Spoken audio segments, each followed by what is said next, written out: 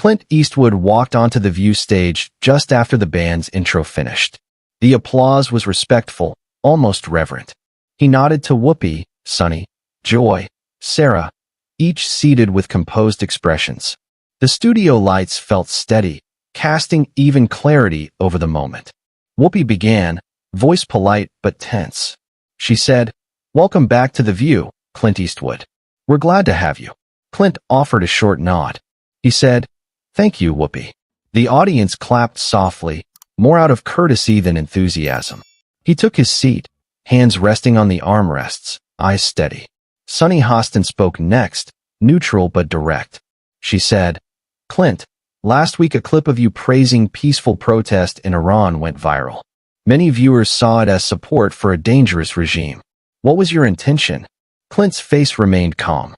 He said, "I was talking about people standing up for what they believe, peacefully, not regimes or leaders." A hush wrapped the audience. Whoopi shifted in her seat.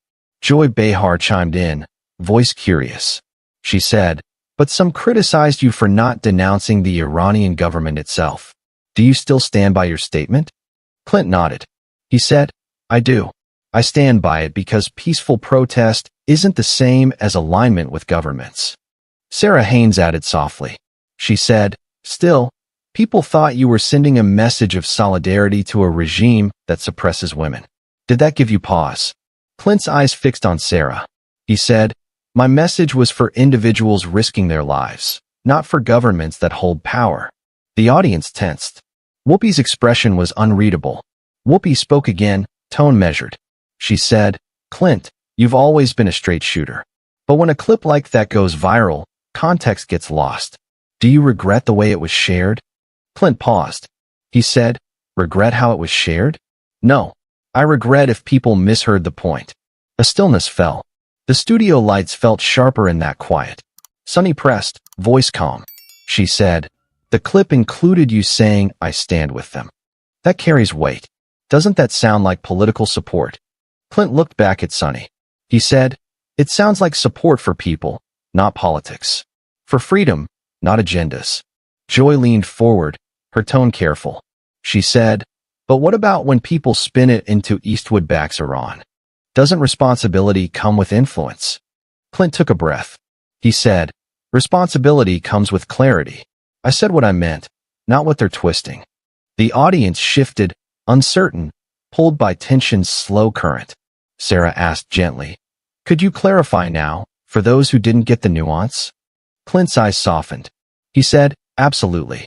I don't back Iran's leadership. I back people who risk punishment to speak truth." Whoopi's expression flickered. She said, "That's clear. But what prompted your comment in the first place?" Clint leaned forward slightly. He said, "I saw images, people with voices, standing up. And I thought, that's courage. I just said it." A quiet waved the air. The audience exhaled softly. Whoopi said, "Let me pause you there. You praised support. Critics say praising protest is praising upheaval. Some say America should recall your words." Clint looked at Whoopi. He said, "Is there a difference between protest and upheaval?" "I think there's a difference in intent." The room held its breath. The moment felt pivotal, the tone shifting from conversation to confrontation. The audience felt the shift. Whoopi leaned back, expression refining into a calm challenge. She said, "So you're distinguishing between people and governments. But you didn't mention regime oppression, death squads, executions. That omission speaks volumes." Clint looked at her directly. He said, "I know oppression exists. I know people suffer. My focus was on the people rising up, not ignoring the rest." Sunny tilted her head, voice measured. She said, "Rising up is one thing. But the clip didn't include that nuance.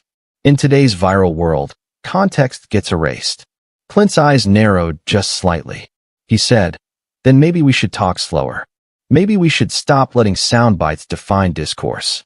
Joy Behar folded her hands. She said, "But Clint, people are worried. That short clip inspired protests here. Humans shouting Eastwood for Iran. You ever think that gives them license?" Clint leaned forward. He said, "If people believe my words give them license to oppose tyranny, then I stand by them. The studio shifted in unison, the tension rising like a tide. Sarah spoke softly. She said, "I want to unpack this. Are you saying you'd defend people rising against America if they felt oppressed?" Clint's gaze remained laser-focused.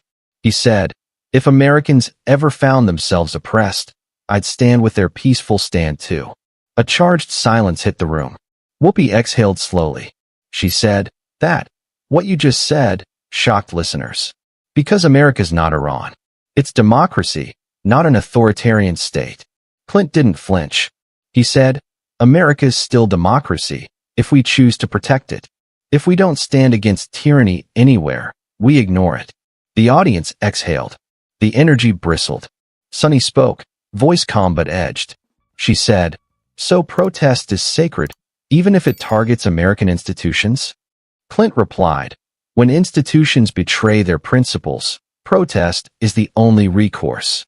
Whoopi's jaw tightened. She said, "Are we talking literal betrayal? Or your comfort being questioned?" Clint's voice didn't rise. He said, "Sometimes it's both." A beat passed. Then Clint spoke again, softly but clearly. He said, "If we can't stand for real heroes, not just flags, then what have we become?" The studio air trembled. Joy's voice came out, quiet but firm. She said, "This is getting personal." Clint turned to Whoopi. He said, "It became personal when people stopped listening to context." Whoopi's silence stretched. The audience leaned in. Then Clint spoke. He said, "We all have to ask, do we defend systems unconditionally or humanity without walls?" The tension rippled to its edge. Whoopi cleared her throat, voice tight. She said, "I have one more question, then I'm going to have to stop this." Clint nodded. He said, "Go ahead." She said quietly, "Do you regret not condemning the Iranian government directly when you spoke?" Silence sank deep. Clint took a breath. He said, "I regret nothing. I speak plainly. I won't dismiss courageous people because their government is flawed." Whoopi looked at him. She said, "So you'd say the same in Russia? In China? In North Korea?" Clint's stare was unwavering. He said, "Yes. Where people speak truth, I stand with them, regardless of their rulers." The room seemed to tilt in on itself. Whoopi's eyes narrowed. She said, "Then I have to ask, you stand with them. But what about us? What about Americans who hear that as neutrality toward hostile regimes?" Clint looked at her for a long moment. Then he said, "If neutrality means silence amid injustice, I refuse it. I stand with courage wherever it lives." The studio held its breath. Whoopi rose slowly. She said, "Clint, I'm sorry. I'm going to have to ask you to leave." The audience gasped as she paused. This conversation is no longer suitable for this platform. Clint kept his stance. He nodded quietly. He said, "I understand." He walked slowly toward the side stage. The applause sign never lit. He passed the hosts without a look, heels clicking on the floor. The band remained silent. The cameras didn't follow. He vanished behind the curtain. The studio lights dimmed to black. The studio sat motionless, the audience breathless.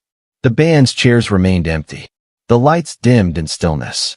The moment hung, heavy, unresolved. Behind the curtain, Clint stood alone. He placed his hand on the fabric, paused. His breathing was steady. In that silence, he seemed less like a Hollywood icon and more like a man who spoke his truth, without fear of consequence. Then he walked off camera. Back on set, Whoopi, Joy, Sunny, and Sarah sat frozen. Whoopi looked down. She cleared her throat, voice wavering. She said, "That was something." Joy shifted, breaking the spell. She said, "Yes, something. Something bigger than our studio." Sunny took a breath.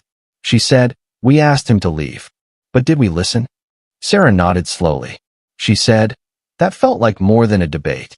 It felt like a reckoning." Whoopi sighed. She said, "We ended the conversation. But he started one we can't ignore." The studio lights brightened slightly. The audience remained subdued, still processing. Later that night, the video clip surged online. Thousands of posts asked the same question. Is protest more sacred than patriotism? Among the trending tags, hashtag Clint for courage, hashtag silence not an option, hashtag what do we stand for? Opinion panels lit up. One commentator mused, He didn't back regimes, he backed human voices. Another asked, could TV handle a conversation that powerful? Days later, at a veterans event, Clint spoke. He said, I came to defend truth. Not politics. Not flag-waving. Just truth. And I'll stand wherever people stand for it. Veterans around him nodded. It was a quiet exchange, a private acknowledgement of shared values. On The View, the episode replayed in editors' rooms. Execs listened to it. Clips were examined. They asked themselves, are we guarding viewers or silencing questions? The show resumed that week. The tone felt different. Less polished. Pauses were longer. Questions more open. The hosts mentioned they'd revisit courage and nuance. Clint didn't return. No apologies, no follow-up. Just silence. His words lingered. The network didn't retract. It didn't erase the episode, but it added context. A disclaimer introducing the conversation as a catalyst, not a verdict. In homes across the country, people rewatched. He had left, but his voice remained, asking them to weigh protest, patriotism, truth. Not against each other, but together. No one won the moment. No one lost. The conversation fractured, but it didn't end. That fracture became a space to breathe, to question, to hold both values in tension. We closed the curtain, but the moment stayed open.